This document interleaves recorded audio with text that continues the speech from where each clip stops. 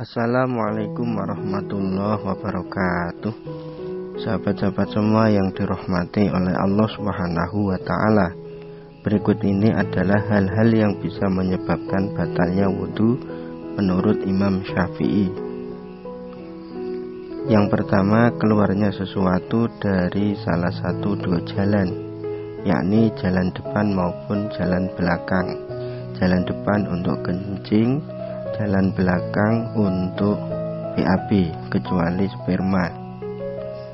Menurut Imam Syafi'i, keluarnya sesuatu melalui salah satu dari dua jalan, baik dari jenis yang biasa keluar seperti kencing, atau yang tidak biasa keluar seperti batu, termasuk sebab batalnya wudhu, kecuali sperma.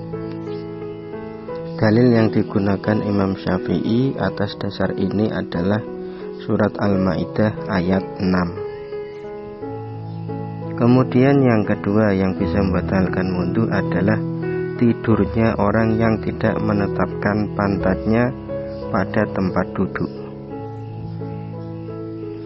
Dalam konsep Imam Syafi'i ini menyatakan bahwa tidur yang membatalkan wudhu adalah tidurnya seseorang yang tidak menetapkan pantat pada tempat duduknya.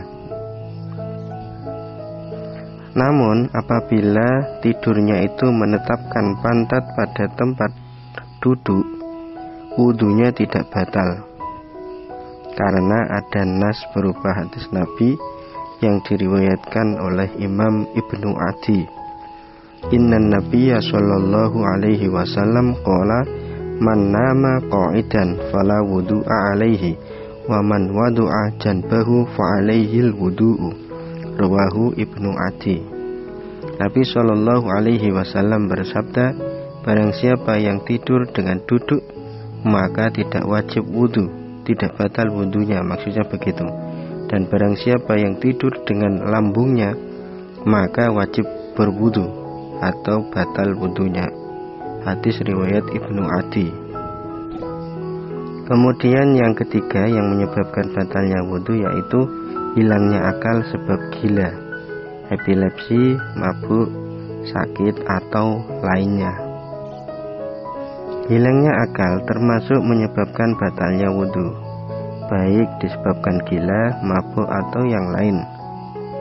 Imam Syafi'i berpedoman sebagaimana hadis Nabi yang diriwayatkan oleh Imam Abu Dawud. Innan Nabiyya sallallahu alaihi wasallam qala al-ainani wika usahi ay halquhu tuburi faman nama falyatawaddo, rawahu Abu Dawud. Nabi sallallahu alaihi wasallam bersabda, dua mata ibarat kendali dubur, jalan belakang maksudnya.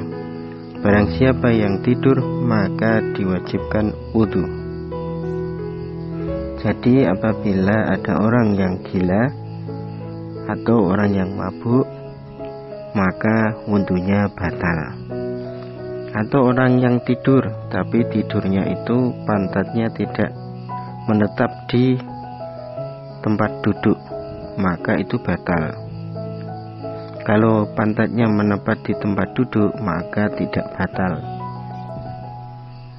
Kemudian yang keempat, bersentuhan kulit antara laki-laki dan perempuan yang bukan mahramnya, serta dengan tanpa adanya penghalang. Maksudnya seperti ini. Kriteria sentuhan kulit yang dapat membatalkan wudhu itu adalah: 1. Terjadi antara laki-laki dan perempuan, laki-laki dan perempuan. Kemudian bukan mahram. Kemudian tanpa adanya penghalang. Kalau mahram ya tidak membatalkan wudhu. Tapi kalau ada penghalangnya, misalnya memakai sarung atau memakai kaos tangan, itu tidak membatalkan wudhu. Dalilnya apa?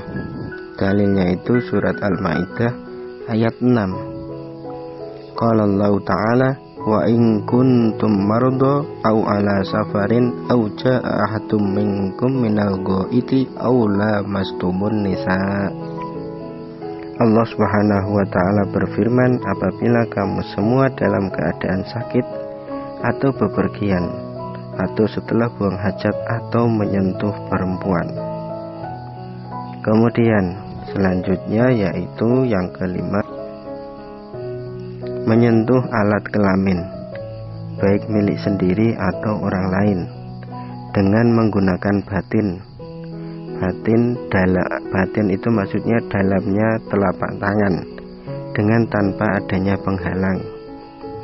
Batin itu maksudnya itu telapak tangan yang ada garisnya, itu namanya batin. Kalau yang atasnya itu namanya luar batin. Jadi kalau menyentuh kelamin kemudian digesek-gesek gitu pakai telapak tangan yang atas, itu tidak membatalkan, tapi kalau batinnya itu membatalkan wudhu. Dalilnya yang bisa menyebabkan batalnya wudhu menyentuh alat kelamin dengan batin itu hadis riwayat Imam Turmudi. Qala Nabiyyu sallallahu alaihi wasallam, man massa farjahu falyatawaddo. Rawahu Tirmidzi. Nabi sallallahu alaihi wasallam bersabda, barang siapa yang menyentuh alat kelaminnya maka wajib berwudu alias wudunya batal.